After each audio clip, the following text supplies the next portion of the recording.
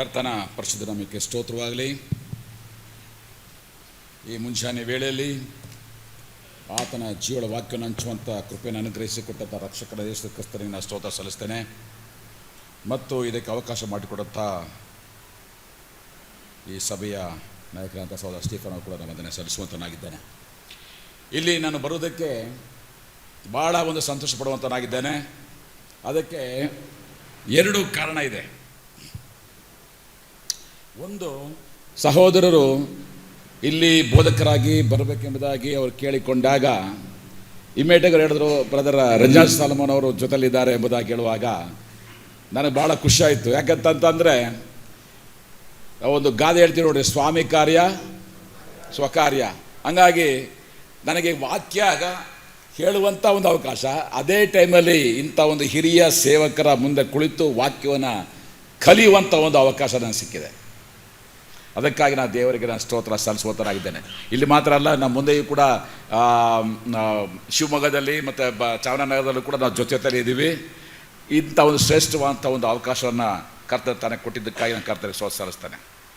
ಎರಡನೇದಾಗಿ ಇಲ್ಲಿ ಬರೋದಕ್ಕೆ ಒಂದು ಕಾರಣ, ಇದು ಒಂದು ವಿಶೇಷವಾದಂಥ ಒಂದು ಗುಂಪು, ಸಾಮಾನ್ಯವಂಥ ಸಭೆಯ ಗುಂಪು ಅಲ್ಲ. ಇದು ಒಂದು ಸ್ಪೆಷಲ್ ಕ್ಯಾಟಗರಿ. ಏನು ಸ್ಪೆಷಲ್ ಕ್ಯಾಟಗರಿ? ನಾನು ನೀವು ಎಲ್ಲ ಒಂದೇ ಬೋಟಲ್ಲಿದ್ದೀವಿ. ಮುಳುಗಿದ್ರೆ ಎಲ್ಲ ಒಟ್ಟಿಗೆ ಸೇರಿ ಮುಳುಗ್ತೀವಿ, ತೇಲಿದ್ರೆ ಎಲ್ಲ ಒಟ್ಟಿಗೆ ಸೇರಿ ತೇಳ್ತೀವಿ ಅಲ್ಲ. We are the same boat. ಅದೇ ಹೋರಾಟ, ಅದೇ ಸಮಸ್ಯೆಗಳು, ಅದೇ ನೋವು, ಅದೇ ನಲಿವು, ಇವುಗಳ ಮಧ್ಯದಲ್ಲಿ ಹಾದು ಹೋಗುವಂಥ ಜನಾಂಗ ನಾವಾಗಿದ್ದೇವೆ. ಆದ್ದರಿಂದ ಈ ಒಂದು ಅವಕಾಶ ಹೇಗೆ ಅಂತಂತಂದರೆ, ಒಂದು, ನೀವುಗಳು ದುಃಖಪಟ್ಟು ಕಣ್ಣೀರಿಡುವಂಥ ಸಮಯದಲ್ಲಿ I can give my shoulder to you so that you can cry. ನನ್ನ ಒಂದು ಹೆಗಲನ್ನು ಕೊಟ್ಟು ಅಳುವುದಕ್ಕೆ ಆಸ್ಪದ ಮಾಡಿಕೊಡಬಹುದು. ಅಥವಾ ಒಂದು ವೇಳೆ ನಾನೇನಾದ್ರು ದುಃಖಪಟ್ಟು ಅತ್ತರೆ ನಾನು ನಿಮ್ಮ ಹೆಗಲ ಮೇಲೆ ಹಾತುಕೊಂಡು ನಾನು ಕೂಡ ಕಣ್ಣೀರಿಡ್ಬೋದು. ಅಂಥ ಒಂದು ಅನ್ಯೂನ್ಯತೆಯೇ ಈ ಒಂದು ಅನ್ಯೂನ್ಯತೆ ಆಗಿದೆ. ಪ್ರಿಯ ದೇವ ಜನರೇ, ನಮಗೆ ಆ ವಾಕ್ಯದ ಒಂದು ಸಹಾಯಕ್ಕೋಸ್ಕರವಾಗಿ ರಿಕ್ವೆಸ್ಟೆಡ್ ಬೆಂಜಿ. ಯಾಕಂತಂದರೆ ಅಲ್ಲೊಬ್ಬರು ಇಲ್ಲೊಬ್ಬರು ಓದೋದಕ್ಕೆ ಯಾಕಂದರೆ ವಾಕ್ಯ ಗೊತ್ತಿರುವಂಥದ್ದೇ. ಆದ್ದರಿಂದ ಒಬ್ಬರು ಸ್ಪಷ್ಟವಾದ ರೀತಿಯಲ್ಲಿ ಕೆಲವು ವಾಕ್ಯಗಳನ್ನ ಮೈಕಲ್ಲಿ ಓದಿದ್ರೆ ಎಲ್ಲರೂ ಕೂಡ ಅನುಕೂಲ ಆಗುತ್ತೆ ಅನ್ನತಕ್ಕಂಥ ಒಂದು ಉದ್ದೇಶದಿಂದ ಪ್ರಿಯ ಸಹೋದರನ ನಾನು ಕೇಳಿಕೊಂಡೆ. ಹಂಗಾಗಿ we all focus towards the scripture and the brother will read the scripture for us. ಅದರಿಂದ ವಾಕ್ಯದ ಕಡೆಗೆ ಗಮನ ಕೊಡುವಂಥವ್ರಾಗಿದ್ದ. ಈ ಒಂದು ಮೊದಲ ಒಂದು ಸಬ್ಜೆಕ್ಟಿಗೆ ನಾವು ಬರುವಾಗ ಬಹಳ ಆಗಲೇ ಥೀಮಾಗಿ ಕೆಲವು ವಾಕ್ಯಗಳನ್ನ ನಮ್ಮ ಸ್ಟೀಫನ್ ಅವರು ಕೊಟ್ಟಿದ್ದಾರೆ. ದಯವಿಟ್ಟು ಆ ಎರಡು ವಾಕ್ಯ ಮಾತ್ರ ನಾನು ಓದೋಕ್ಕೆ ಇಷ್ಟಪಡ್ತೇನೆ. ಮೊದಲನೇದಾಗಿ ಯೆರೆಮೀಯನ ಪುಸ್ತಕ 3ನೇ ಅಧ್ಯಾಯ 15ನೇ ವಾಕ್ಯ. The book of Jeremiah chapter 13 3 verse 15. ಯೆರೆಮೀಯ 3:15.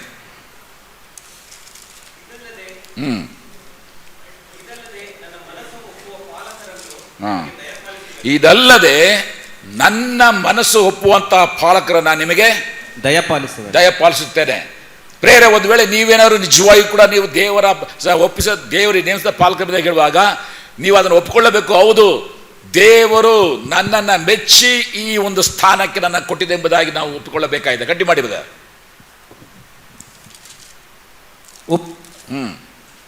ಅವರು ನಿಮ್ಮನ್ನು ಜ್ಞಾನ ವಿವೇಕಗಳಿಂದ ಪೋಷಿಸುವರು.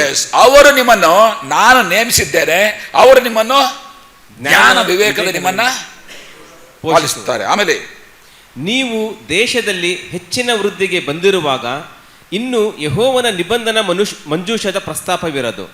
ಅದು so focus is 15 verse 15. Okay, ನಾನು ನಿಮಗೆ ಪಾಲಕರ ನೇಮಿಸಿದ್ದೇನೆ, ಅವರು ನಿಮ್ಮನ್ನು ಉತ್ತಮವಾದ ರೀತಿಯಲ್ಲಿ ಪಾಲಿಸ್ತಾರೆ.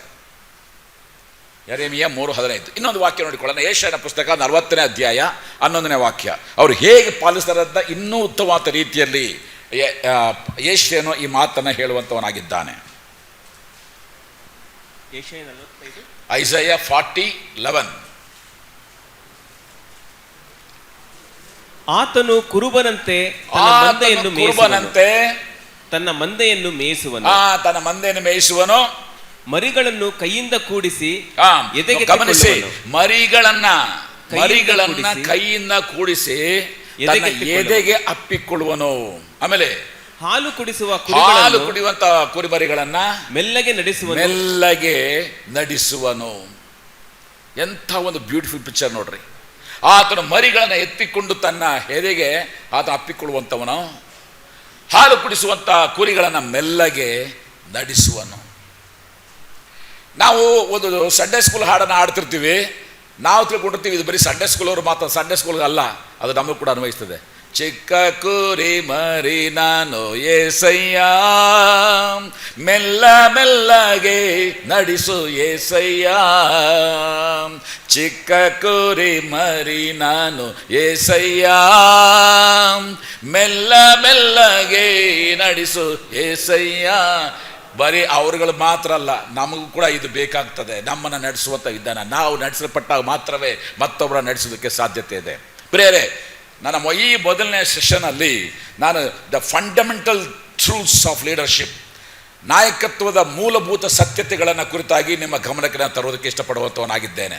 ಯಾಕಂತಂದರೆ ಆ ಒಂದು ಥೀಮಲ್ಲೇ ಅವ್ರು ಹೇಳ್ತಾ ಇದ್ರು, we are called to serve not to profit ಅಂತಕ್ಕಂಥ ಒಂದು ಥೀಮನ್ನು ಕೊಟ್ಟಿದ್ದಾರೆ. ಅದರ ಅಡಿಯಲ್ಲಿ ನಾನು ಆರಿಸಿಕೊಡುವಂಥದ್ದು let us go into the fundamental truths of leadership, ನಾಯಕತ್ವದ ಒಂದು ಮೂಲಭೂತ ಸಂಗತಿಗಳು ಏನು. ಯಾಕಂದರೆ ಇದು ಏನಿಲ್ಲ ಅಂತ ಅನ್ನಿಸ್ತದೆ, ಆದರೆ ಎಷ್ಟೋ ಸಲ ಇವುಗಳೇ ನಮಗೆ ಎಡವಟ್ ಮಾಡ್ತದೆ.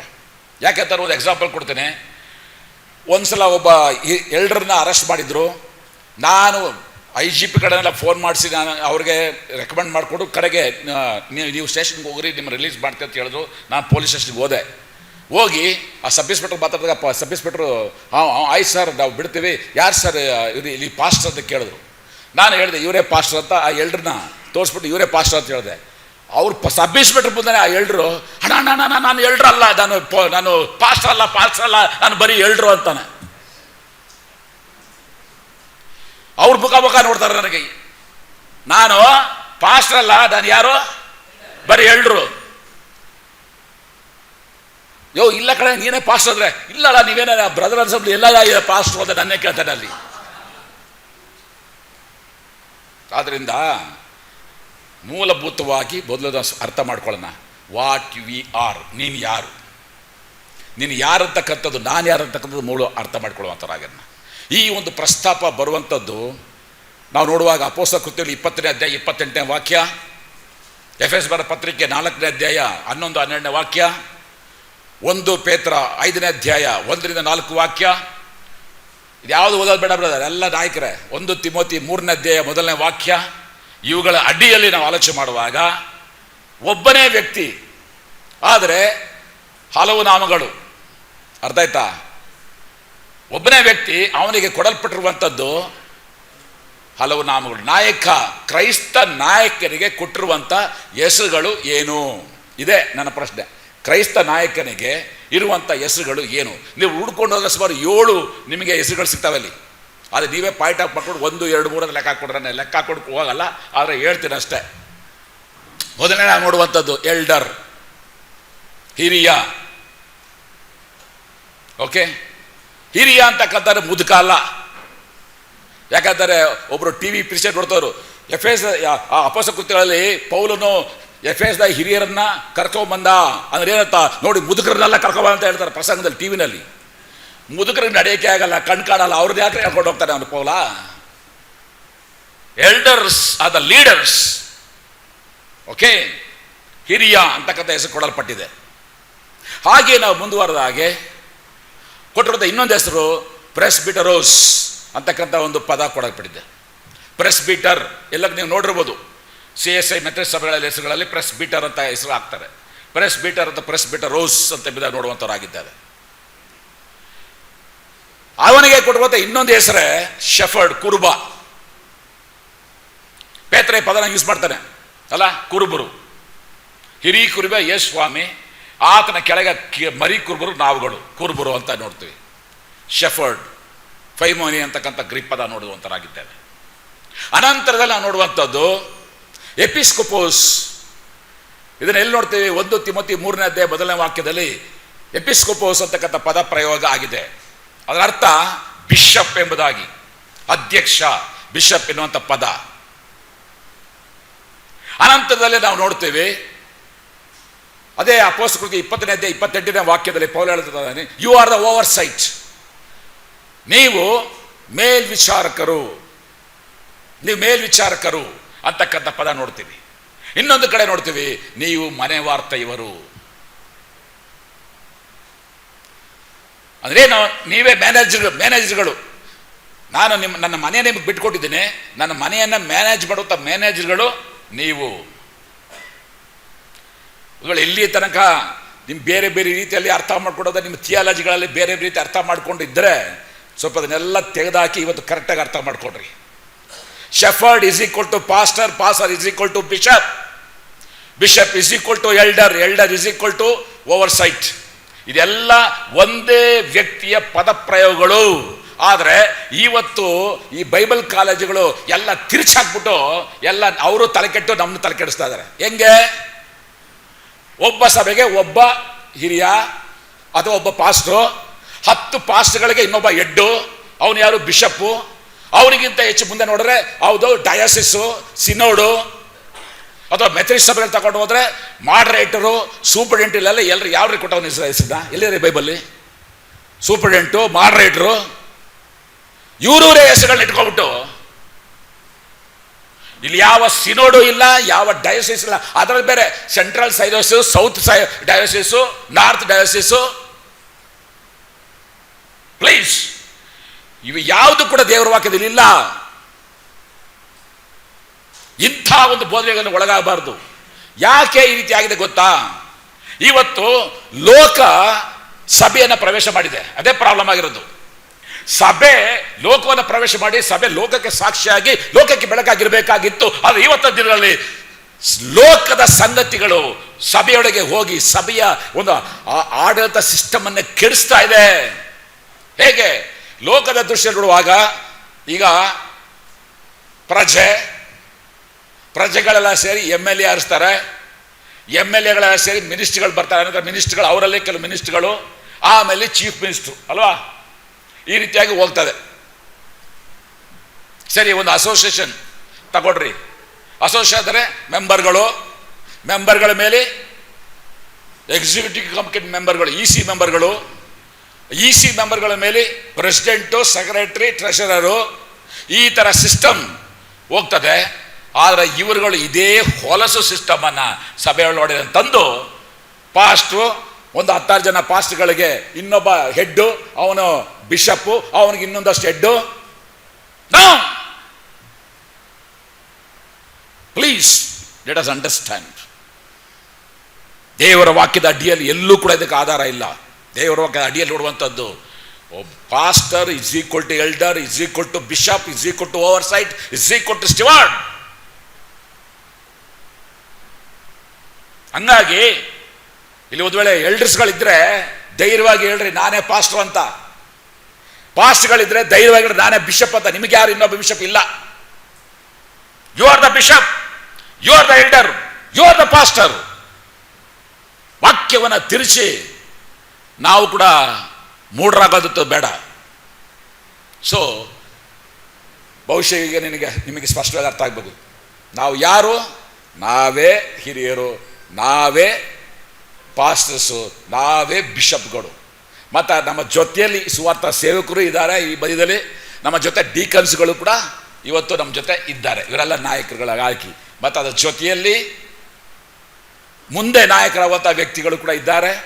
ಬೇರೆ ಬೇರೆ ಡಿನಾಮಿನೇಷನ್ ಬಂದಂಥವ್ರು ಕೂಡ ನಮ್ಮ ಮಧ್ಯೆ ಇದ್ದಾರೆ. ಇವೆಲ್ಲವನ್ನು ಕೂಡ ಪರಿಗಣಿಸಿಯೇ ನಾನು ಮಾತಾಡ್ತಾ ಇದ್ದೀನಿ. ಓಕೆ, ಎರಡನೇದಾಗಿ ನಾವು ಕಲಿಬೇಕಾದ ಸಂಗತಿ, what is the purpose of A leader? ಕ್ರೈಸ್ತ ಸಭಾ ನಾಯಕನ ಜವಾಬ್ದಾರಿಯನ್ನು. ಯಾತಕ್ಕಾಗಿ ನಾವು ಹಿರಿಯರಾಗಿದ್ದೇವೆ? ಯಾತಕ್ಕಾಗಿ ನಾವು ಪಾಸ್ಟ್ ಆಗಿದ್ದೀವಿ? ಯಾತಕ್ಕಾಗಿ ನಾವು ಬಿಷಪ್ಗಳಾಗಿದ್ದೀವಿ? 3 ರೆಫರೆನ್ಸ್ ನಾನು ಕೊಡೋಕ್ಕೆ ಇಷ್ಟಪಡ್ತೇನೆ. ಆ್ಯಂಡ್ ಐ ರಿಕ್ವೆಸ್ಟ್ ನಾವು Benji to please read Galatians chapter 4 verse 19. ಗಲಾತ್ಯ 4ನೇ ಅಧ್ಯಾಯ 19ನೇ ವಾಕ್ಯ. ಅವ್ರು ಲೇಟ್ ಮಾಡಿದ್ರೆ ಬೇರೆ ತೆಗೆದು ಜೋರಾಗಿ ಗಟ್ಟಿಯಾಗಿ ಹೋದ್ರಿ ಪರವಾಗಿಲ್ಲ. ನನ್ನ ಪ್ರಿಯವಾದ ಮಕ್ಕಳೇ, ಕ್ರಿಸ್ತನ ಸಾರೂಪ್ಯವು ನಿಮ್ಮಲ್ಲಿ ಉಂಟಾಗುವ ತನಕ ನಿಮಗೋಸ್ಕರ ತಿರುಗಿ ಪ್ರಸವ ವೇದನೆ ಪಡುತ್ತೇನೆ. ಪ್ರಸವ ವೇದನೆ ಅಂದರೆ ಎಲ್ರಿಗೂ ಗೊತ್ತಾಯ್ತಾನೆ. ನಮಗೆ ಪ್ರಸವ ವೇದನೆ ಬರಲ್ಲ, ಹೆಂಗೆ ಅದು ಹೆಂಗಸ್ರದು, ಆದರೆ ಆ ಅನುಭವ ಪೌಲ ಹೇಳ್ತಾನೆ, ನಾನು ಪ್ರಸವ ವೇದನೆ ಪಡ್ತಿದ್ದೇನೆ. ಹಾಗಾದರೆ ನಮ್ಮ ಒಂದು ನಾಯಕನ ಜವಾಬ್ದಾರಿಯನ್ನು ನೋಡುವಾಗ ಮತ್ತೊಬ್ಬ ವ್ಯಕ್ತಿ ಕ್ರಿಸ್ತನ ಸ್ವಾರೂಪ್ಯಕ್ಕೆ ಬರುವ ಮಟ್ಟಿಗೆ ಆ ಪ್ರಸವ ವೇದನೆ, ಹೆರಿಗೆ, ಡೆಲಿವರಿ ಪೇನ್ ನಾವು ಅನುಭವಿಸುವಂಥ ವ್ಯಕ್ತಿಗಳು ನಾವಾಗಿರಬೇಕು. ಪ್ರತಿದಿನ ಆ ಒಂದು ವೇದನೆ, ಆ ಒಂದು ನೋವು ಅನುಭವಿಸುವಂಥ, ಅಯ್ಯೋ ಈ ಪ್ರಿಯ ಮಗನ ಆತ್ಮಿಕವಾಗಿ ಬೆಳಿಬೇಕು, ಈ ಸಹೋದರಿ ಈ ಮಗಳು ಆತ್ಮಿಕವಾಗಿ ಬೆಳಿಬೇಕು ಅಂತಕ್ಕಂಥ ಹಂಬಲ, ಬಯಕೆ, ವೇದನೆ ನಮ್ಮನ್ನು ಹಗಲು ರಾತ್ರಿ ಕಾಡ್ತಾ ಇರುವಂಥದ್ದಾಗಿರಬೇಕು. ಎರಡನೇ ರೆಫರೆನ್ಸ್ ಎಫೆಸ ಬರೆದ ಪತ್ರಿಕೆ 4ನೇ ಅಧ್ಯಾಯ 12 ಮತ್ತು 13ನೇ ವಾಕ್ಯ. ನಾವೆಲ್ಲರೂ ನಂಬಿಕೆಯಿಂದಲೂ ದೇವಕುಮಾರನ ವಿಷಯವಾದ ಜ್ಞಾನದಿಂದಲೂ ಉಂಟಾಗುವ ಐಕ್ಯವನ್ನು ಹೊಂದಿ, ಅಲ್ಲ ಇಲ್ಲೇ ಸೈಟ್ ಆಗಿ ಇದಕ್ಕೋಗ್ಬಿಡಿ 11ನೇ ವಾಕ್ಯದಿಂದ. ಆತನು ಕೆಲವರನ್ನು ಅಪೊಸ್ತಲರನ್ನಾಗಿಯೂ ಕೆಲವರನ್ನು ಪ್ರವಾದಿಗಳನ್ನಾಗಿಯೂ ಕೆಲವರನ್ನು ಸೌವಾರ್ತಿಕರನ್ನಾಗಿಯೂ ಕೆಲವರನ್ನು ಸಭಾಪಾಲಕರನ್ನಾಗಿಯೂ ಉಪದೇಶಗಳನ್ನಾಗಿಯೂ ಅನುಗ್ರಹಿಸಿದನು. ನಾವೆಲ್ಲರೂ ನಂಬಿಕೆಯಿಂದಲೂ ದೇವಕುಮಾರನ ವಿಷಯವಾದ ಜ್ಞಾನದಿಂದಲೂ ಉಂಟಾಗುವ ಐಕ್ಯವನ್ನು ಹೊಂದಿ ಪ್ರವೀಣತೆಗೆ ಬಂದವರಾಗಿ, ಗಮನಿಸಿ, ಪ್ರವೀಣತೆಗೆ ಬಂದವರಾಗಿ, ಮೆರ್ಚೂರ್, ಪರ್ಫೆಕ್ಷನ್, ಎಕ್ಸ್ಪೈರ್, ಪರ್ಫೆಕ್ಷನ್ ಅಲ್ಲ, ಪ್ರವೀಣತೆಗೆ ಬಂದವರಾಗಿ. ಓದಿವೆ, ಕ್ರಿಸ್ತನ ಪರಿಪೂರ್ಣತೆ ಎಂಬ ಪ್ರಮಾಣವನ್ನು ಮುಟ್ಟುವ ತನಕ. ಈಗ ದಯವಿಟ್ಟು ಗಮನಿಸಿ, ಮುಟ್ಟುವ ತನಕ.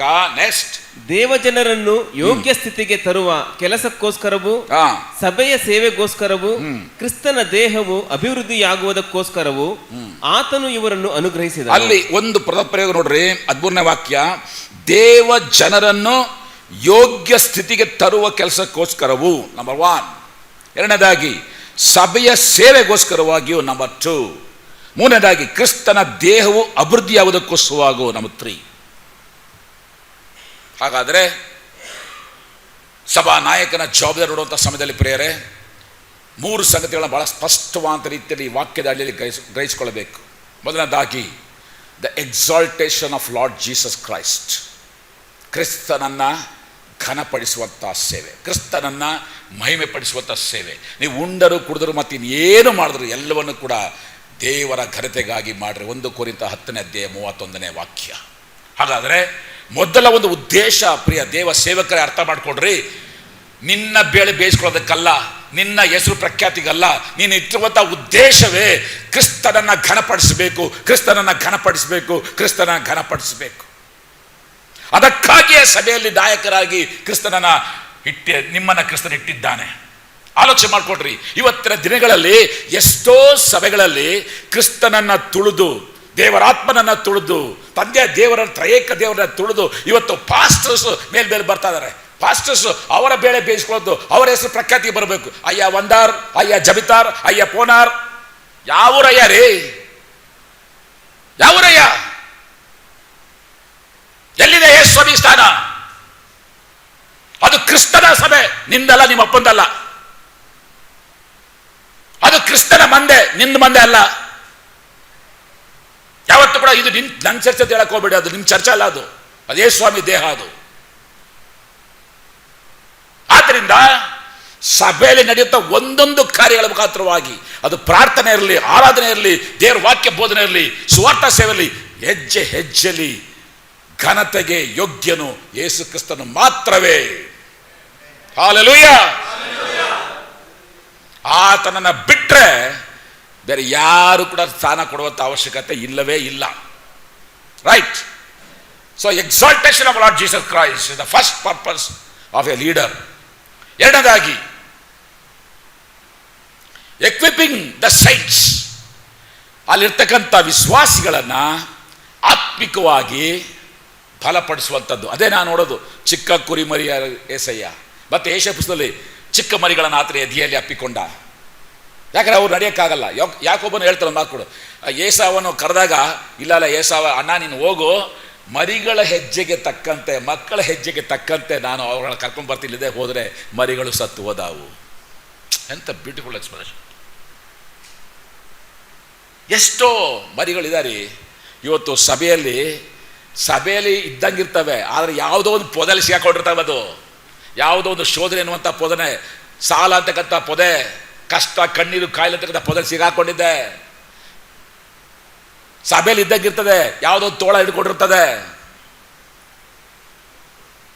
ಸಭೆಯಲ್ಲಿ ಇದ್ದಂಗಿರ್ತಾರೆ. ಎಲ್ರದ್ದು ಒಂದೇ ಐಕ್ಯೂ ಇರಲ್ಲ, ಎಲ್ಲರೂ ಒಂದೇ ರೀತಿ ಅರ್ಥ ಮಾಡ್ಕೊಳಕ್ಕಾಗಲ್ಲ. ಅನೇಕವಾದ ಹೋರಾಟಗಳಿದೆ. ಯಾಕಂದ್ರೆ ಆ ಹೋರಾಟ ವೇದನೆ ಏನಂತ ನನಗೆ ಚೆನ್ನಾಗಿ ಗೊತ್ತಿದೆ. ಒಬ್ಬ ವ್ಯಕ್ತಿಗೆ ತ್ರಯೇಕತ್ವವನ್ನು ಅರ್ಥ ಮಾಡ್ಕೊಳ್ಬೇಕಾದ್ರೆ 1 ವರ್ಷ ಬೇಕಾಯ್ತು ನನಗೆ. ಇವತ್ತು ಬರ ಕೇಳಿದ್ದೆ, ನಾವು ಯಾವಾಗ ಬಂದಿಲ್ಲ. ಟ್ರಿನಿಟಿ ಅದನ್ನು ಅರ್ಥ ಮಾಡ್ಕೋಬೇಕಾದ್ರೆ 1 ವರ್ಷ ಬೇಕಾಯ್ತು ನನಗೆ. ಅದು ಇವತ್ತು ದೇವರ ಸ್ತೋತ್ರ ಇದೆ, ಬೆಂಗಳೂರಿನಲ್ಲಿ ಎಲ್ಡರಾಗಿದ್ದಾನೆ ಆತನು.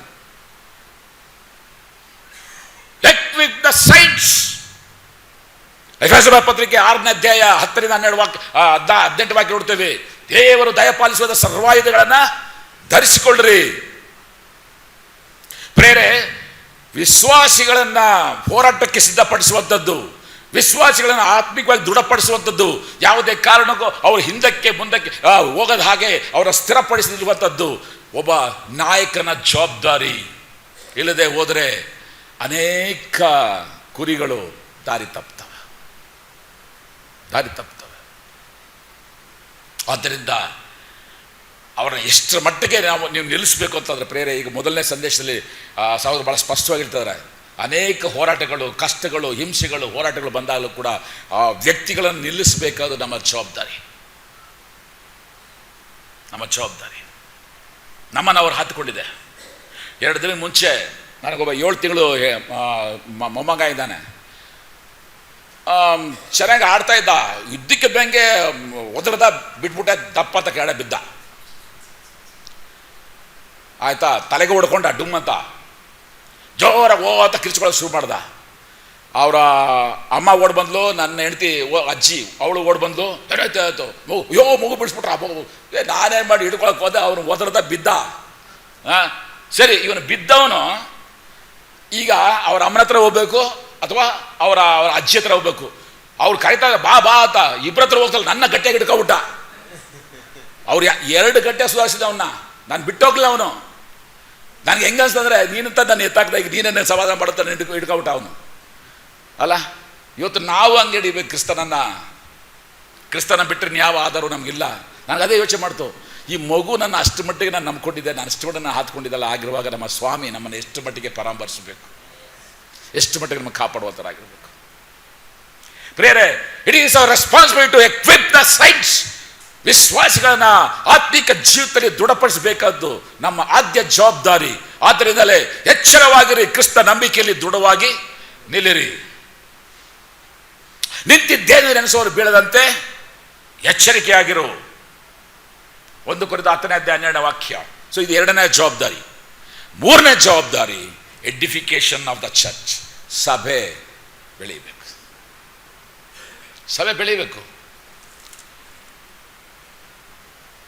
ಈ ಸಮಯದಲ್ಲಿ ನಾವು ಹೇಳಲೇಬೇಕಾಗ್ತದೆ. ಅದು ಸಭೆ ಹೆಂಗೆ ಬೆಳೀತು? ಅಪೊಸ್ತಲರ ಕೃತ್ಯಗಳಲ್ಲಿ ಓದಬೇಕಾದ್ರೆ ಅವರು 12 ಜನ ಇದ್ದರು.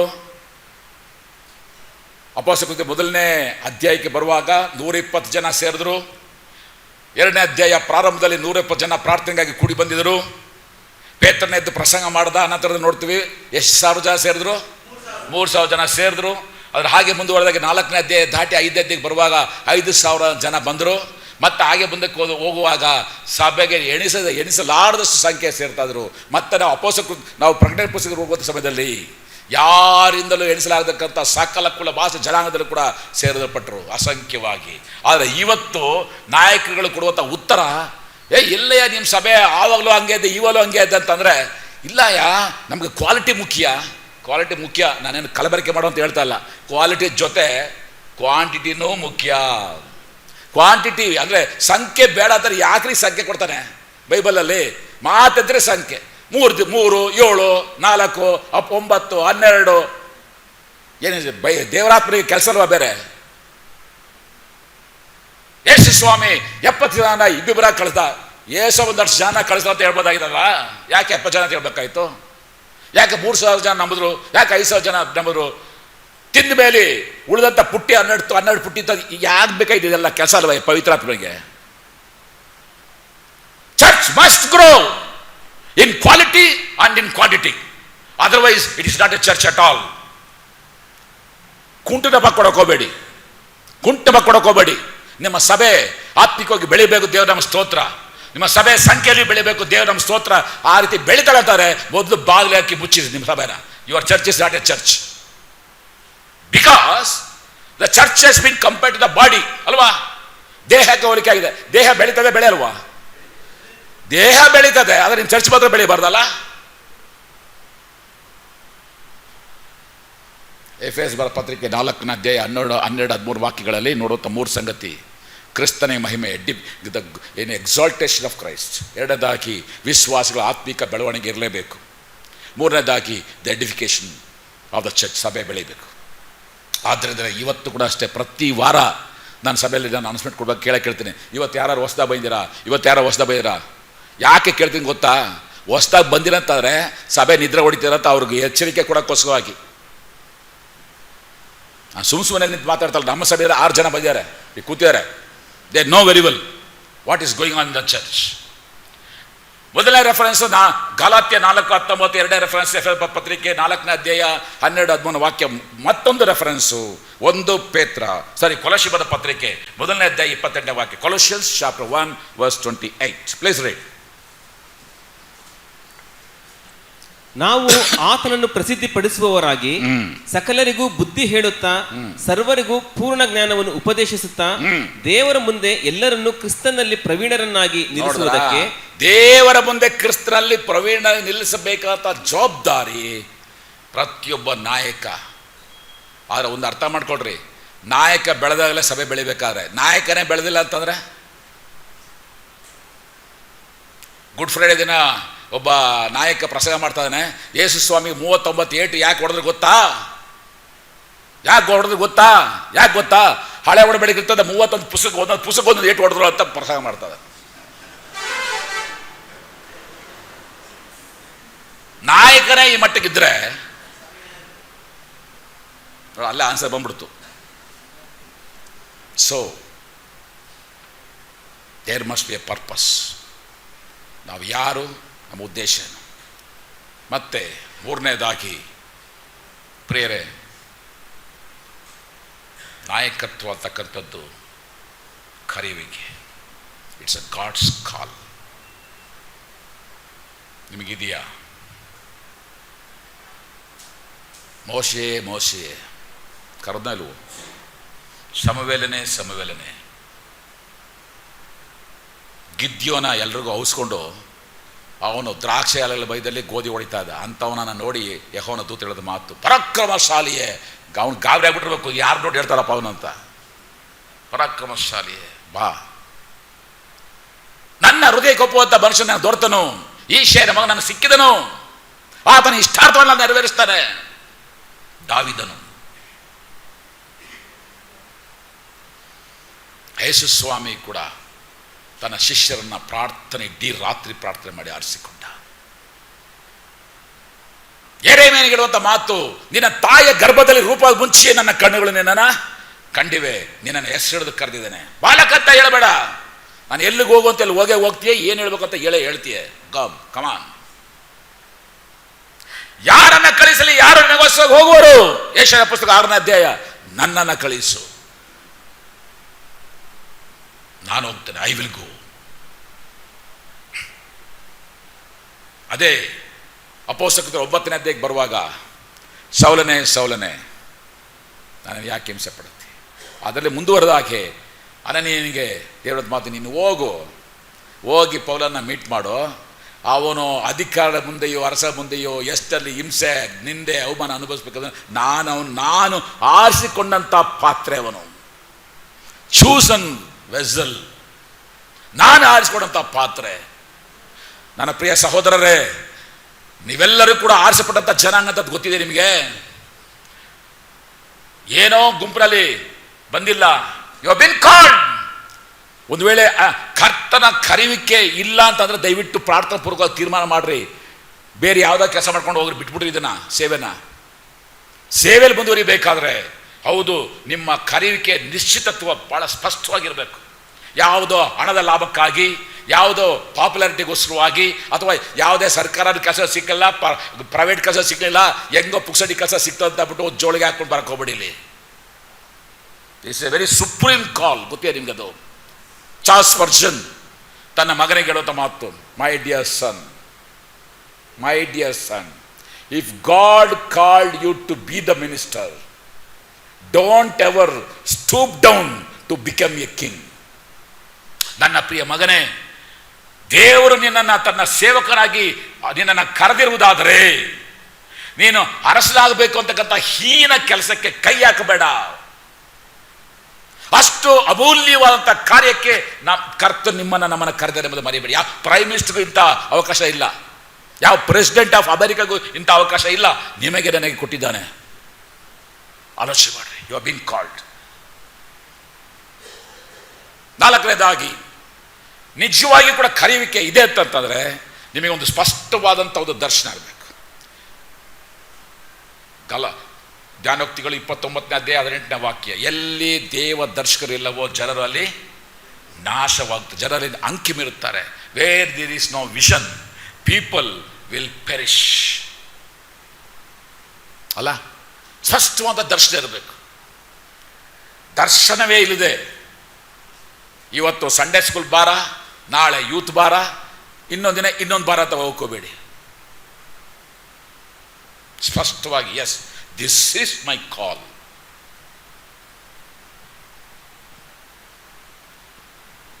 ಐದನೇದಾಗಿ, ಒಂದು ವೇಳೆ ನಿಜವಾಗಿಯೂ ನಿಮಗೆ ಕರೆಯಲ್ಪಟ್ಟಿದ್ದೀರಾ, ನಿಜವಾಗಿಯೂ ನಿಮಗೆ ದರ್ಶನ ಇದೆ ಅಂತಂದರೆ ಆ ಗುರಿ ಮುಟ್ಟುವುದು ಹೇಗೆ ಅಂತಕ್ಕಂಥ ಯೋಜನೆಯನ್ನ ಮಾಡ್ರಿ. ಹೇಗೆ ನಾ ತಲುಪಲಿ? ಸ್ಪಷ್ಟವಾದ ಒಂದು ಕರೆಯೋಕೆ ಇದೆ, ನಿಜ. ದರ್ಶನ ಕೊಟ್ಟಿದ್ದಾರೆ ದೇವರು, ನಿಜ. ಹೇಗೆ ಅದನ್ನು ಮುಟ್ಟಲಿ? ನೀವು ಅದು ಪ್ರಾರ್ಥನಾ ಪೂರ್ವಕವಾಗಿ ದೇವರಾತ್ಮನ ಸಹಾಯದಲ್ಲಿ ಅದರ ಬಗ್ಗೆ ನೀವು ನಿಮಗೆ ಗುಣಗುಡ್ತಾ ಇರಬೇಕು. ನಮ್ಮ ಆ ಒಂದು ಸಂಘ ಹೇಗೆ ಸ್ವಾಮಿ, ಹೇಗೆ ಮುಟ್ಲಿ, ಹೇಗೆ ಮುಟ್ಲಿ, ಹೇಗೆ ಮುಟ್ಲಿ. ಹೌದು, ಒಂದಂತೂ ಸತ್ಯ, ಬಲದಿಂದಲ್ಲ ಪರಾಕ್ರಮದಿಂದಲ್ಲ, ಯೆಹೋವನ ಆತ್ಮನ, ಪವಿತ್ರ ಆತ್ಮನ ಸಹಾಯ ಇಲ್ಲದೆ ನೀನು ಸಾಕ್ಷಿಯಾಗಿ ಜೀವಿಸಕ್ಕೂ ಆಗಲ್ಲ, ಸುವಾರ್ಥ ಸೇವೆ ಮಾಡೋಕ್ಕೂ ಆಗಲ್ಲ, ನಾಯಕರಾಗಿ ಬದುಕಕ್ಕೂ ಆಗಲ್ಲ.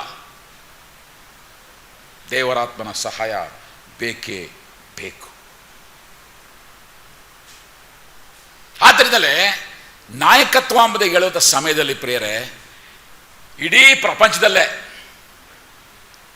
ಯಾವುದಾದ್ರೂ ಅಪಾಯಿಂಟ್ಮೆಂಟ್ ಮಾಡಬೇಕಾದ್ರೆ ಏನು ಕೇಳ್ತಾರೆ? ಮೊದಲನೇದಾಗಿ ಫಸ್ಟ್ ಕೇಳಿದೆ ಕ್ವಾಲಿಫಿಕೇಶನ್ ಅಲ್ವಾ? ಏನು ಓದಿದೆಯೇ? ಈ ಒಂದು ಕೆಲಸಕ್ಕೆ ನಿನಗೆ ಅರ್ಹತೆ ಇದೆಯಾ? ಈ ರೀತಿ ಯಾವುದೇ ಪೋಸ್ಟ್ಗೆ ಹೋಗ್ರಿ, ಎಲ್ಲ ಅಪಾಯಿಂಟ್ಮೆಂಟು ಕೂಡ based on your qualification, right, based on your experience. ಆದರೆ ಇಡೀ ಪ್ರಪಂಚದಲ್ಲೇ ಒಂದೇ ಒಂದು ಕೆಲಸ, ಒಂದೇ ಒಂದು ಜವಾಬ್ದಾರಿ, ಒಂದೇ ಒಂದು ಉದ್ಯೋಗ, it is based on your character by the grace of god. ದೇವರ ಕೃಪೆಯಿಂದ ನಿನ್ನ ವ್ಯಕ್ತಿತ್ವ ಮೇಲೆ ಆಧಾರಿತವಾದಂಥ ಒಂದೇ ಒಂದು ಉದ್ಯೋಗ ಅಥವಾ ಜವಾಬ್ದಾರಿ ಅಂತಂದರೆ ಪಾಸ್ಟ್ರು ಅಥವಾ ಹಿರಿಯನಾಗುವಂಥ ಕಾರ್ಯ. ಅದಕ್ಕಾಗಿಯೇ 1 ತಿಮೋತಿ 3ನೇ ಅಧ್ಯಾಯ 1-7 ವಾಕ್ಯಗಳಲ್ಲಿ ಬಹಳ ಸ್ಪಷ್ಟವಾಗಿ ನಾವು ನೋಡ್ತೀವಿ. ಅಲ್ಲಿ ಒಬ್ಬ ಹಿರಿಯನ ವ್ಯಕ್ತಿತ್ವಗಳು ಹೇಗಿರಬೇಕು. 1 ತಿಮೋತಿ ಅದೇ 3ನೇ ಅಧ್ಯಾಯ 8-13 ವಾಕ್ಯಗಳಲ್ಲಿ ಒಬ್ಬ ಡೀಕನ್ ಹೇಗಿರಬೇಕು, ಅವನ ಅರ್ಹತೆಗಳು ಹೇಗಿರಬೇಕು, ಅವನ ನೈತಿಕ ಜೀವಿತ ಹೇಗಿರಬೇಕು, ಅವನ ಕುಟುಂಬ ಹೇಗಿರಬೇಕು, ಅವನ ಸಾಮಾಜಿಕ ಜೀವಿತ ಹೇಗಿರಬೇಕು, ಅನ್ಯರಲ್ಲಿ ಅವನ ಸಾಕ್ಷಿ ಹೇಗಿರಬೇಕು, ಅವನ ಬೋಧನಾ ಜ್ಞಾನ ಹೇಗಿರಬೇಕು, ಎಲ್ಲವೂ ಕೂಡ ವಿವರವಾಗಿ ವರ್ಣಿಸಲ್ಪಟ್ಟಿದೆ. ದಯವಿಟ್ಟು ಅದನ್ನು 1 ತಿಮೋತಿ 3ನೇ ಅಧ್ಯಾಯ 1-7 ವಾಕ್ಯನ ಸೇವೆಗೆ ಬರುವಂಥ ಪ್ರತಿಯೊಬ್ಬರು ಕೂಡ ಕರಗತವಾಗಿ ಓದಿರಬೇಕು. ಅದನ್ನು ಒಂದು ವೇಳೆ ನಿಮ್ಮ ಜೀವಿತ, ನಿಮ್ಮ ಕುಟುಂಬ ಜೀವಿತ ಇದಕ್ಕೆ ಹೋಲಿಕೆ ಆಗಿಲ್ಲ, ಅರ್ಹತೆ ಇಲ್ಲ ಅಂತಾರೆ, please leave this profession and go, because this is not a profession to make money. ಕರ್ತನ ಸೇವೆಗಾಗಿ ನೀವು ಕರೆಯಲ್ಪಟ್ಟಂಥದ್ದು ಹೊರತು ಲಾಭಕ್ಕೋಸ್ಕರವಾಗಿ ಅಲ್ಲ. ಎರಡನೇದಾಗಿ, ಈ ಒಂದು ಯಾರು ಥಿಯಾಲಜಿಗಳು ಮಾಡಿದ್ರೆ, ನಾನು ಕೂಡ ಥಿಯಾಲಜಿ ಮಾಡಿದ್ದೀನಿ, ತಪ್ಪಾಗಿ ಅರ್ಥ ಮಾಡ್ಕೋಬೇಡಿ. ನೀವು ಮಾಡಿರುವಂಥ CTH, BTH, MTH, DD ಇದು ಯಾವುದು ಕೂಡ ನೀವು ಸಭಾ ಪಾಸ್ಟರ್ಗೆ, ಸಭಾ ಹಿರಿಯರಾದಕ್ಕೆ ಯೋಗ್ಯರಲ್ಲ. Let me declare it. Just because you have done this theology, that does not qualify you to be in an elder or a pastor of the church. ಮಾಡ್ರಿ, ನಾ ಬೇಡ ಅಂತ ಹೇಳಲ್ಲ. ಸಿಸ್ಟಮಿಕ್ ಥಿಯಾಲಜಿ ಮಾಡ್ರಿ. ಅಲ್ಲಿ ಬರುವಂಥ ಕ್ರಿಸ್ಟಾಲಜಿ, ಸೊಟರಿಯಾಲಜಿ, ಹರ್ಮಟಾಲಜಿ, ನಿಮಟಾಲಜಿ, ಹೋಮಲೆಟಿಕ್ಸ್ ಎಲ್ಲ ಕಲೀರಿ. ಯಾತಕ್ಕಾಗಿ? ನೀವು ನೆಟ್ ಕಲ್ತ್ಕೊಳ್ಳೋಕ್ಕೋಸ್ಕರ ಅಷ್ಟೇ. ರೈಟ್? ನೀವು ಕಲ್ತಿದ್ದೀರ ಮಾತ್ರಕ್ಕೆ don't think that you have been qualified. Never. ಅರ್ಥ ಆಗ್ತಿದ್ಯಾ? ಕಲಿಬೇಡಿ ಅಂತಾನೆ ಹೇಳ್ತಾ ಇಲ್ಲ, ಎಷ್ಟಾದ ಕಲೀರಿ. ನಾನು ಕೂಡ 8 ವರ್ಷ ಕಲ್ತಿದ್ದೀನಿ. ಆದರೆ that will not make me ಏನೋ qualified for an elder. Qualification ಬರುವಂಥದ್ದು ಕರ್ತನ ಕೃಪೆ, ನನ್ನ ವ್ಯಕ್ತಿತ್ವ. ಆ ವ್ಯಕ್ತಿತ್ವ ಕೂಡ ದೇವರಾತ್ಮರು ಕೊಟ್ಟಂಥ ವ್ಯಕ್ತಿತ್ವ, ಯೋಗ್ಯತೆ. ನನ್ನ ಯೋಗ್ಯತೆ ನಿಮ್ಮ ನೋಡಿ ಯೋಗ್ಯತೆ ನೋಡಿ ಕರ್ತನು ಒಂದು ವೇಳೆ ಕರೆಯೋದಾದರೆ ನಮ್ಮಲ್ಲಿ ಯಾವನು ಯೋಗ್ಯನಲ್ಲ, ಎಲ್ಲ ಯೋಗ್ಯರೇ. ನಮಗಿರ್ತಕ್ಕಂಥ ಒಂದೇ ಒಂದು ಯೋಗ್ಯತೆ ಯೇಸು ಕ್ರಿಸ್ತನ ಮಾತ್ರವೇ. ರೈಟ್? ಸೊ 7ನೇದಾಗಿ ಎಲ್ಡರ್ಸ್ ಅಂಡ್ ಡೀಕನ್ಸ್ ಅಥವಾ pastors, leaders must be rise from the own church. ಇದು ಪ್ರಾಬ್ಲಮ್. ಸಭೆ ಇರ್ತದೆ, ಯಾವನೋ ಯಾವುದೋ MTH BTH ಮಾಡ್ದ ಅವನ ತಂದು, ಅವನಿಗೆ ತಲೆ ಬಿಡ ಗೊತ್ತಿರಲ್ಲ ಚರ್ಚ್ ಬಗ್ಗೆ, ತಂದು ಅವನ ತಂದು ಪಾಸ್ ಆಗಿಟ್ಬಿಡೋದು. ಸಭೆಯಲ್ಲಿ ಪ್ರಾಬ್ಲಮ್. ಅದು ಇನ್ನೇನಾಗ್ತದೆ? ಸಭೆಯಲ್ಲೇ ಬೆಳಿಬೇಕ್ರಿ. ಪೇತ್ರ ಹೇಳ್ತಾನೆ, ನಿಮ್ಮಲ್ಲಿಯೇ ಆರಿಸಿಕೊಡ್ರಿ, ಎಲ್ಲೋ ಹೋಗಿ ಅಲ್ಲ. ಅಪೊಸ್ತಲರ ಕೃತ್ಯಗಳು 13ನೇ ಅಧ್ಯಾಯದಲ್ಲಿ ಅವರಲ್ಲಿಯೇ ಇದ್ದರು. ಯಾರು? ಬಾರ್ನಬ ಇದ್ದ, ಪೌಲ ಇದ್ದ, ಪೇತ್ರ ಇದ್ದ. ಅಪೊಸ್ತಲರು 6ನೇ ಅಧ್ಯಾಯ ಪೇತ್ರ ಹೇಳ್ತಾನೆ, ನಿಮ್ಮಲ್ಲಿಯೇ ಆರಿಸಿಕೊಳ್ರಿ. ಹಂಗಾಗಿ ಬಹಳ ಸ್ಪಷ್ಟವಾಗಿ ನೋಡ್ಕೊಡ್ರಿ. ಈ ಎಲ್ಡರ್ಸ್ ಅಥವಾ ಪಾಸ್ಟರ್ ಜವಾಬ್ದಾರಿ ಏನು? ಆತ್ಮಿಕವಾದಂಥ ಸೇವೆ. ಡೀಕನ್ಸ್ ಜವಾಬ್ದಾರಿ ಏನು? Practical ministry. ಕ್ರಿಯಾತ್ಮಕವಾಗಿ ಅಲ್ಲಿ ಏನೇನು ಕೆಲಸ ಕಾರ್ಯಗಳಾಗಬೇಕು, ಅಥವಾ ಯಾರು ಆಸ್ಪತ್ರೆಯಲ್ಲಿದ್ದಾರೋ, ಯಾರು ಆಕ್ಸಿಡೆಂಟ್ ಆಗಿ ಬಿದ್ದಾರೋ ಬೆಂಗಳೂರಿನಲ್ಲಿ, ಅಥವಾ ಯಾರ ಮೇಲೆ ಏನು ಕಷ್ಟ ಇದೆಯೋ ಎಲ್ಲ ಗಮನಿಸಬೇಕಾದಂಥದ್ದು ಡೀಕನ್ ಜವಾಬ್ದಾರಿಗಳು. ಆತ್ಮಿಕವಾಗಿ ಬಲಪಡಿಸಬೇಕಾದ್ದು ಹಿರಿಯರ ಜವಾಬ್ದಾರಿಗಳು. ಅವರವರ ಪರಿಮಿತಿಯನ್ನು ಹಿಡ್ಕೊಂಡವರಾಗಿ ಮುಂದಕ್ಕೆ ಹೋಗುವಂಥವರು ಆಗಿರಬೇಕು. ಸೊ ಈ ಫಂಡಮೆಂಟಲ್ ಸಂಗತಿಗಳು ಬಂದು ಇನ್ನು ಉಳಿದಿರುವಂಥ 15 minutes I will take up the qualities of a responsibilities of the elders. ಭಾಳ ಸ್ಪಷ್ಟವಾಗಿ ಅರ್ಥ ಮಾಡಿಕೊಡ್ರಿ. ಬೈಬಲಲ್ಲಿ ವ್ಯಕ್ತಿತ್ವ ಇದೆ. ರೈಟ್? ವ್ಯಕ್ತಿತ್ವ ಇದೆ. ಎಲ್ಲೂ ಕೂಡ ಒಂದೇ ಕಡೆ ಜವಾಬ್ದಾರಿಗಳು ಹಿಂಗೀಗಂತ ಬರೆದಿಲ್ಲ. ಎಲ್ಲ ಚದುರಿಸಲ್ಪಟ್ಟಿದೆ. ಆ ಹಳೆ ಒಡಂಬಡಿಕೆಯಲ್ಲಿ, ಹೊಸ ಒಡಂಬಡಿಕೆಯಲ್ಲಿ ಅಲ್ಲಲ್ಲಿ ಸ್ಕ್ಯಾಟರ್ ಆಗಿದೆ ನಮ್ಮ ಜವಾಬ್ದಾರಿ. ಅವುಗಳೆಲ್ಲ ಪಿಕಪ್ ಮಾಡಿಕೊಂಡು ಇವತ್ತು ನಿಮ್ಮ ಮುಂದೆ ಇಡ್ತೀನಿ ಅಷ್ಟೇ. ಓಕೆ? ಸ್ವಲ್ಪ ಬ್ರೀಫ್ ಆಗಿ ಹೋಗ್ತೀನಿ, ಬಟ್ ನಿಮಗೆಲ್ಲ ಅರ್ಥ ಆಗುತ್ತೆ ಹೇಳ್ತೀರಿ, ನಾನು ಹೇಳ್ತೀನಿ. ಇದನ್ನೇ ನಾನೇ ಕೊಟ್ಟಿರುವಂಥ ಹೆಸರುಗಳೇ ಗೊತ್ತಾ? ಮಾಡಲ್ಸ್ ಅಂತ, ಮಾದರಿಗಳು. ಯಾವ ಮಾದರಿ? ಮೊದಲನೇ ಮಾದರಿ ದಾವಿದನ ಮಾದರಿ. Okay? The model leadership of A David. ಓದಿ 23ನೇ ಕೀರ್ತನೆ, ಈಗ ಓದಿ, ಪೂರ್ತಿ ಓದಿ, 1-6 ವಾಕ್ಯ.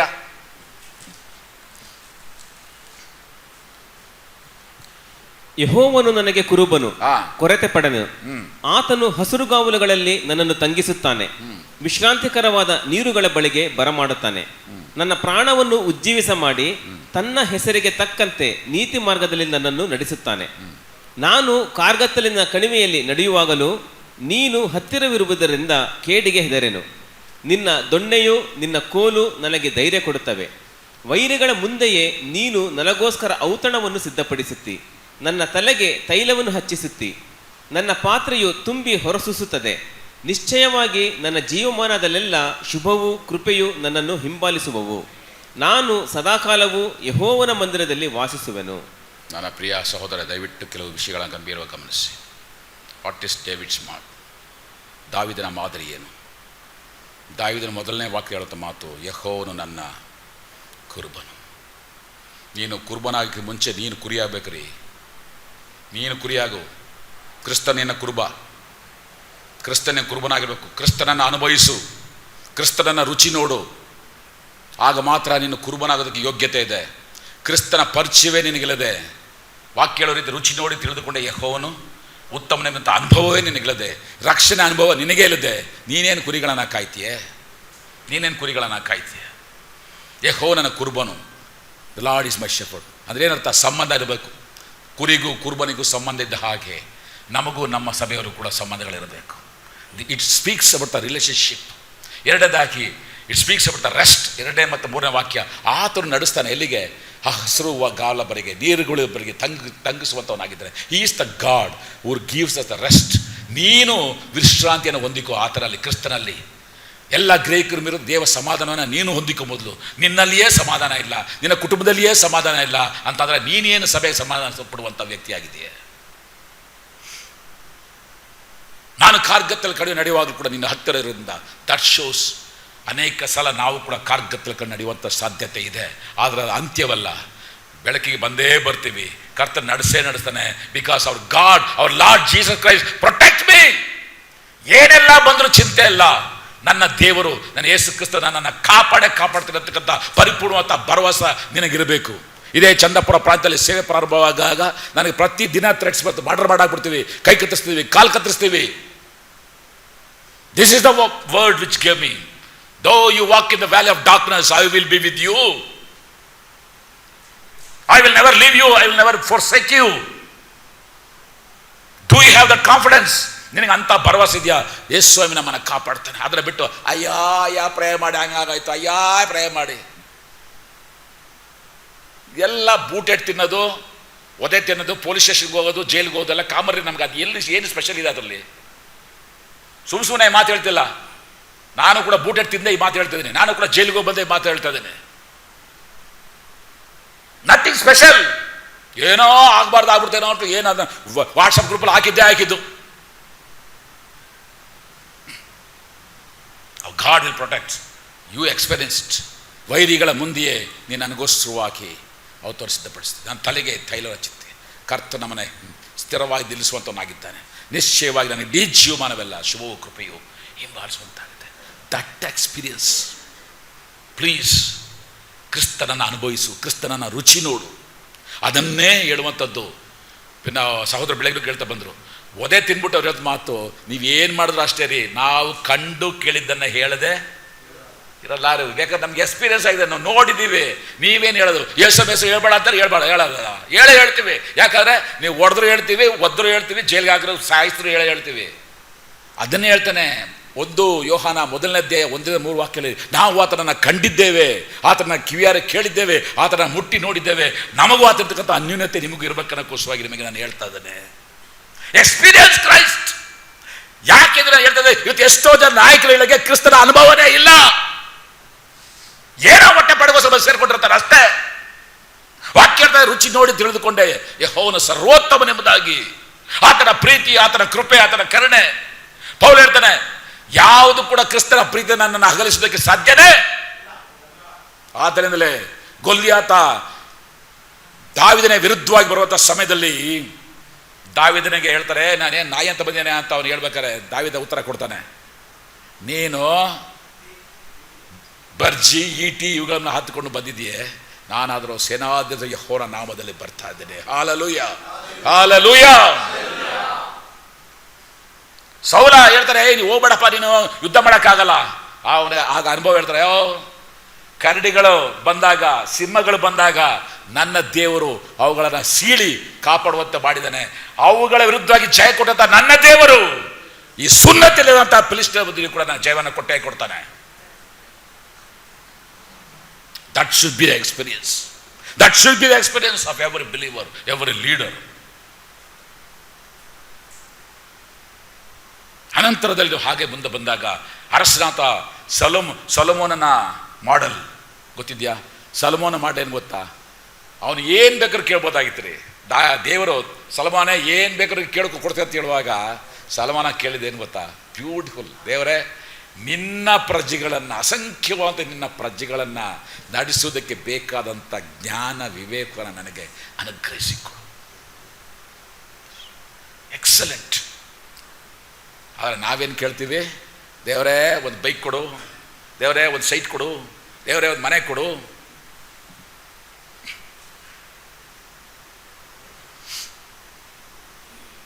ವಿವೇಕವನ್ನು ಕೊಡು, ನಿನ್ನ ಮಕ್ಕಳನ್ನು ನಡೆಸುವಂಥ ವಿವೇಕವನ್ನು ಕೊಡು ನನಗೆ. That is Solomon's model. Come out to Paul's model. ಪೌಲನ ಮಾದರಿಯನ್ನು ನಾವು ನೋಡ್ರಿ. 1 ತೆಸಲೋನಿಕರ ಪತ್ರಿಕೆ ನೋಡ್ತಾನೆ, ತಾಯಿಯ ಹಾಗೆ ನಾನು ನಿಮ್ಮನ್ನು ಪರಾಮರ್ಶಿಸಿ ಪ್ರೀತಿ ಮಾಡಿದ್ದೇನೆ. ತಂದೆ ತನ್ನ ಮಕ್ಕಳಿಗೆ ಉಪದೇಶ ಮಾಡುವ ಹಾಗೆ ನಾನು ನಿಮ್ಮನ್ನು ಬೋಧಿಸಿದ್ದೇನೆ. Such a beautiful part. ನಾವೇ ತಾಯಿ, ನಾವೇ ತಂದೆ. ಮೊನ್ನೆ ಕೂಡ ಒಬ್ಬ ಸಹೋದರಿ ಫೋನ್ ಮಾಡಿ ನನಗೊಂದು ಮಾತು ಹೇಳಿದ್ರು. ಅವ್ರಿಗೆಲ್ಲ ಇದ್ದಾರೆ, ಗಂಡ ಇದ್ದಾನೆ, ಮಕ್ಕಳಿದ್ದಾರೆ, ತಂದೆ ತಾಯಿ ಎಲ್ಲ ಇದ್ದಾರೆ. ಆದರೆ ಆಕೆ ಫೋನ್ ಮಾಡಿಬಿಟ್ಟು, ಅಣ್ಣ ನಮಗೆ ತಾಯಿಯೂ ನೀವೇ, ತಂದೆಯೂ ನೀವೇ. ಪ್ರಿಯರೇ, ಆ ಅನುಭವ ನಮಗಿರ್ಬೇಕು ರೀ, ಅನುಭವ ನಮಗಿರ್ಬೇಕು. ಅವ್ರು ಯಾರೋ ಬೇರೆ, ಇವ್ರು ಯಾರೋ ಬೇರೆ ಅಲ್ಲ. ಪೌಲನು ಅಷ್ಟು ಮಟ್ಟಿಗೆ ಅವನ್ನ ಪ್ರೀತಿ ಮಾಡ್ದ, ಅಷ್ಟು ಮಟ್ಟಿಗೆ ಪ್ರೀತಿ ಮಾಡ್ದ. ಪೇತ್ರನ ಒಂದು ಮಾಡಲ್ ಬಹಳ ಸುಂದರವಾದ ರೀತಿಯಲ್ಲಿ 1 ಪೇತ್ರ, ದಯವಿಟ್ಟು ಓದಿಬೋದ, 1 Peter chapter 5 1-4.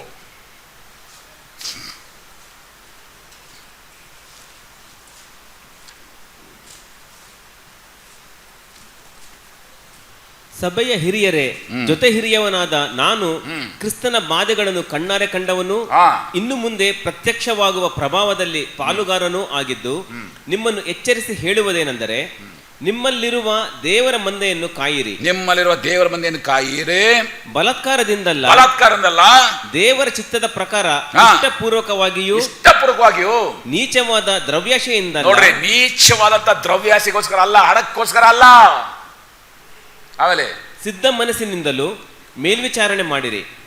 ದೇವರು ನಿಮ್ಮ ವಶದಲ್ಲಿಟ್ಟಿರುವ ಸಭೆಗಳ ಮೇಲೆ ದೊರೆತನ ಮಾಡುವವರಂತೆ ನಡೆಯದೆ ಮಂದೆಗೆ ಮಾದರಿಯಾಗಿಯೇ ನಡೆದುಕೊಳ್ಳಿರಿ. ಮಾದರಿಯಾಗಿ ನಡೆಯಿರಿ, ಇಷ್ಟಪೂರ್ವಕವಾಗಿ ಮಾಡ್ರಿ. ಮರಿಬೇಡ್ರಿ, ಹಿರಿಯ ಕುರುಬ ಯೇಸ್ವಾಮಿ ಇದ್ದಾನೆ. ಪೇತ್ರ ಹೇಳದ ಮಾತು, ಅವಕ್ಕಿಂತಲೂ ಮಿಗಿಲಾಗಿ the model of lord Jesus Christ, ಕ್ರಿಸ್ತನ ಮಾದರಿ ಎಂಥ ಒಂದು ಶ್ರೇಷ್ಠ ಗೊತ್ತಾ?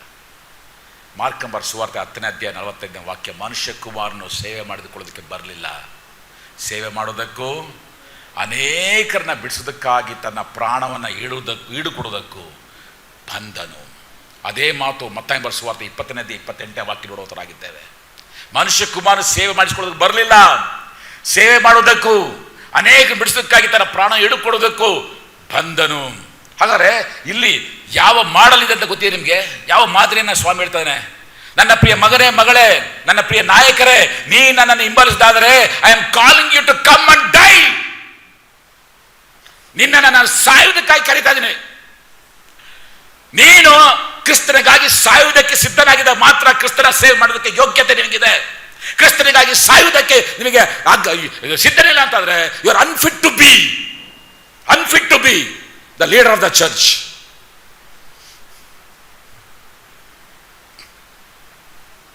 Are you prepared to die? Are you prepared to die? ಅದೇ ರೀ ಸೇವೆ ಇದು. ಸುಖ, ಭೋಗ, ಆಸ್ತಿ, ಅಂತಸ್ತು, ಹಣ ಮಾಡಕ್ಕಲ್ಲ, ಕ್ರಿಸ್ತನಿಗಾಗಿ ನನ್ನ ಪ್ರಾಣವನ್ನೇ ಮುಡುಪಾಗಿಡೋದಕ್ಕೋಸ್ಕರ ಕರೆಯಲ್ಪಟ್ಟಂತಹ ಸೇವೆ ಇದು. ಅದಕ್ಕಾಗಿ ನೋಡಿದ ಲೂಕಮಾರ ಸುವಾರ್ತೆ 9ನೇ ಅಧ್ಯಾಯ 23ನೇ ವಾಕ್ಯದಲ್ಲಿ, ಯಾವನಾದರೂ ನನ್ನ ಹಿಂದೆ ಬರೋದಕ್ಕೆ ಮನಸ್ಸಿದರೆ ಅವನು ತನ್ನ ಶಿಲುಬೆಯನ್ನು ದಿನಾಲೂ ಹೊತ್ತುಕೊಂಡು ನನ್ನ ಹಿಂದೆ ಬರಲಿ. ಶಿಲುಬೆಯನ್ನು ಹೊತ್ತುಕೊಂಡು ಹೋಗುವಂತ ವ್ಯಕ್ತಿ ಶಿಲುಬೆ ಮೇಲೆ ಸಾಯಕ್ಕೆ ಹೋಗ್ತಾನೆ ಹೊರತು ತಿರುಗಿ ಅವನು ವಾಪಸ್ ಬರಲ್ಲ. He will never come back. ಅದೇ ಶಿಲುಬೆ ಅಂತಾರೆ ಕಷ್ಟ, ಹೋರಾಟ, ಕಣ್ಣೀರು, ಅದೆಲ್ಲ ಇದೆ, ಎಲ್ರಿಗೂ ಇರ್ತದೆ.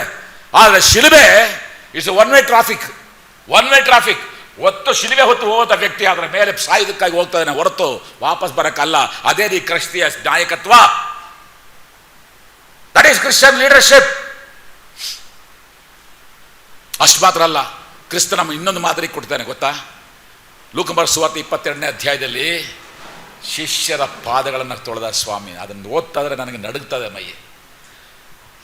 ಎಂಥ ಹೊಲಸು ಜನ, ಹುಳುಪ್ರಾಯದವರು, ಪರಿಶುದ್ಧನಾಂತ ದೇವರು, ರಾಜಾದಿರಾಜನು, ಕರ್ತಾದಿ ಕರ್ತನಾದ ಯೇಸು ಸ್ವಾಮಿ ಶಿಷ್ಯರ ಕಾಲುಗಳನ್ನು ತೊಳೆಯೋ ಮಟ್ಟಿಗೆ ಆತ ಬಂದನಂತ. ಅದನ್ನು ತೊಳೆದಾತ ಹೇಳ್ತಾ ಮಾಡ್ತಾರೆ, ನಾನು ಮಾಡಿದ ಮೇಲೆ ನೀವು ಕೂಡ ಅದೇ ರೀತಿಯಾಗಿ ಮಾಡಿರಿ. ಇವತ್ತು ಎಷ್ಟು ಜನಕ್ಕೆ ಅಂತ ತಗ್ಗಿಸ್ಕೊಳ್ಳೋಕ್ಕಿದೆ. ನಾಯಕರು ಅಂತಂದರೆ ನಾನು ರವರಂಡು, ನಾನು ಬಿಷಪ್ಪು, ಅವರಿಂದ ಬಾಲ್ಗಳು ಬರೋದು 10 ಜನ, ಸ್ವಂತ ಮನೆ ಇರಬೇಕು, ಕಾರ್ ಇರಬೇಕು, ಬಂಗ್ಲೆ ಇರಬೇಕು,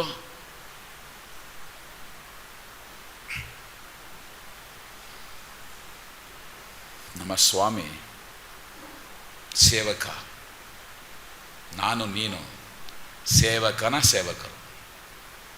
ಅರ್ಥ ಆಗ್ತಿದೆಯಾ? ಸರ್ವೆಂಟ್ಸ್ ಸರ್ವೆಂಟ್ಸ್, ಸೇವಕನ ಸೇವಕರು. ಪ್ರಿಯರೇ, ಗಂಭೀರವಾಗಿ ಸಂಗತಿಗಳ ಆಲೋಚನೆ ಮಾಡೋಣ. ಕೊನೆಯದಾಗಿ ಒಂದೇ ಮಾತು ಹೇಳ್ತೀನಿ. ನಾಯಕರೇ, ನನ್ನ ಪ್ರಿಯ ಅಣ್ಣ ತಮ್ಮದರೆ, let us be the role models. Let us be the role models. ಪೌಲ ಅದನ್ನೇ ಹೇಳುವಂಥ ಮಾತು, ನಾನು ಕ್ರಿಸ್ತ ಯೇಸುವನ್ನು ಅನುಸರಿಸಿದ ಪ್ರಕಾರವೇ ನೀವು ನನ್ನನ್ನು ಅನುಸರಿಸಿ. 1 ಕೊರಿಂಥ 11ನೇ ಅಧ್ಯಾಯ 1ನೇ ವಾಕ್ಯ. ಅದೇ 1 ಪೇತ್ರ 4ನೇ ಅಧ್ಯಾಯ 12ನೇ ವಾಕ್ಯದ ತಿಮೋತಿನಿಗೆ ಹೇಳ್ತಾನೆ ಪೌಲ, ತಿಮೋತಿಯನೇ, ನಿನ್ನ ನಡೆ, ನುಡಿ, ಪ್ರೀತಿ, ವಿಶ್ವಾಸ ಇವುಗಳ ನೀನೇ ಮಾದರಿಯಾಗಿರು. 1 ಪೇತ್ರ 5ನೇ ಅಧ್ಯಾಯ 1-4 ವಾಕ್ಯದಲ್ಲಿ ಪೇತ್ರ ಹೇಳ್ತಾನೆ, ನೀವು ಮಂದೆಗೆ ಮಾದರಿಯಾಗಿ ನಡೆಯಿರಿ. You be the model, you be the model. ನೀನು ಮಾದರಿಯಾಗಿದ್ದಾಗ ನಿನ್ನ ಸಭೆ ಒಬ್ಬೊಬ್ಬರು ಕೂಡ ಮಾದರಿಯಾಗಿರ್ತಾರೆ. ನಿನ್ನ ಪ್ರಾರ್ಥನಾ ಜೀವಿತದಲ್ಲಿ ಸಮಸ್ಯೆಗಳು ಬಂದಾಗ ಹೇಗಾದರೆ ಎದುರಿಸಿದೆ, ಹೇಗೆ ಹೋರಾಡದೆ, ಹೇಗೆ ಕ್ರಿಸ್ತನ ಪಾದವನ್ನು ಆಶ್ರಯಿಸಿಕೊಂಡೆ, ಎಲ್ಲವೂ ಕೂಡ ಅವರ ಇಟ್ ವಿಲ್ ರಿಫ್ಲೆಕ್ಟ್. ಪೌಲ ಹೇಳ್ತಾರೆ ಫಿಲಿಪ್ಪಿ ಬರೆದ ಪತ್ರಿಕೆ 2ನೇ ಅಧ್ಯಾಯ ಬರೆಯುವಾಗ, ನಾನು ಸರಿಯಾಗಿರುವಂಥದ್ದು ಕ್ರಿಸ್ತನ ನಿಮಿತ್ತವಾಗಿ ಎಂಬುದಾಗಿ ಎಲ್ಲರಿಗೂ ಕೂಡ ಈಗಾಗಲೇ ಗೊತ್ತಾಗಿದೆ. ಎಷ್ಟೋ ಜನ ನಂಬಿದ್ದಾರೆ. C the model.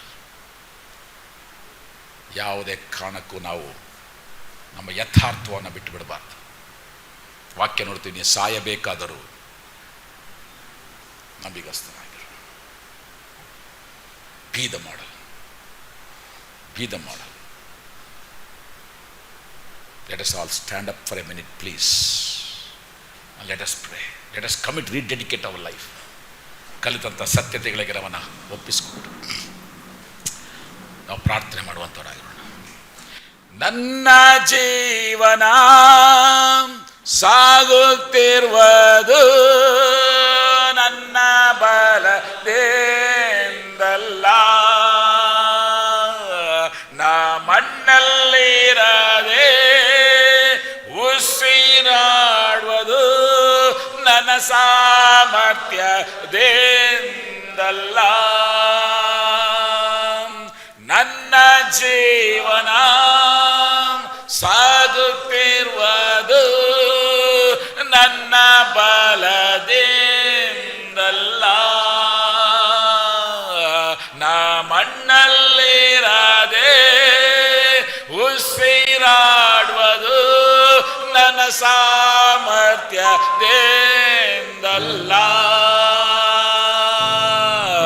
ಗಣನೆಗೆ ಬಾರದಂತ ನನ್ನ ಗಣನೆಯ ಮಾಡಿದ್ದು ನಿನ್ ಕೃಪೆಯೇ. ಯಾವ ಗಣನೆಗೆ ಬಾರದಂತ ನನ್ನ ಗಣನೆಯ ಮಾಡಿದ್ದು ನಿನ್ ಕೃಪೆಯೇ. ಕೃಪೆ ಕೃಪೆ ಯೇಸು ಅಪ್ಪ, ಎಲ್ಲ ನಿನ್ನ ಕೃಪೆಯೇ. ಕೃಪೆಯೇ ಕೃಪೆಯೇ ಕೃಪೆಯೇ ಯೇಸು ಅಪ್ಪ, ಎಲ್ಲ ನಿನ್ನ ಕೃಪೆಯೇ. ನನ್ನ ಕುಟುಂಬ ನೆಮ್ಮದಿಯಾಗಿರುವುದು ನನ್ನ ಆದಾಯ ನಿಂದಲ್ಲ, ನಾ ಹತ್ತಲಾಗದ ಸ್ಥಾನ ಕತ್ತಿದು ನನ್ನ ಜ್ಞಾನದಿಂದಲ್ಲ. ನನ್ನ ಕುಟುಂಬ ನೆಮ್ಮದಿಯಾಗಿರುವುದು ನನ್ನ ಆದಾಯದಿಂದಲ್ಲ, ನಾ ಹತ್ತಲಾಗದ ಸ್ಥಾನ ಕತ್ತಿದು ನನ್ನ ಜ್ಞಾನದಿಂದಲ್ಲ. ಗಣನೆಗೆ ಬಾರದಂತ ನನ್ನ ಗಣನೆಯ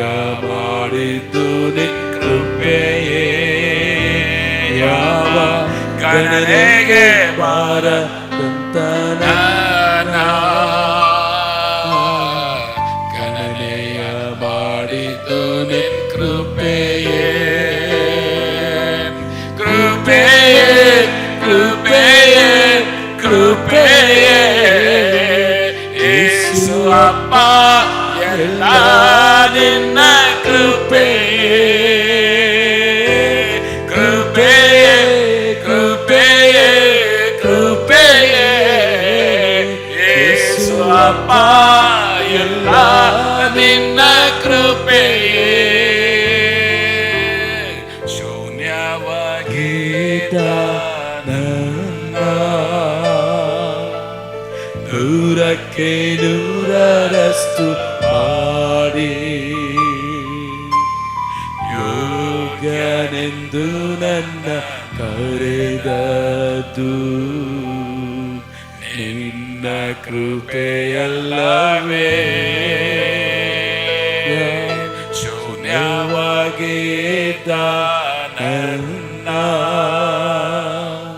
ನೂರಕ್ಕೆ ನೂರರಷ್ಟು ಮಾಡಿ ಯೋಗ್ಯನೆಂದು ನನ್ನ ಕರೆದದ್ದು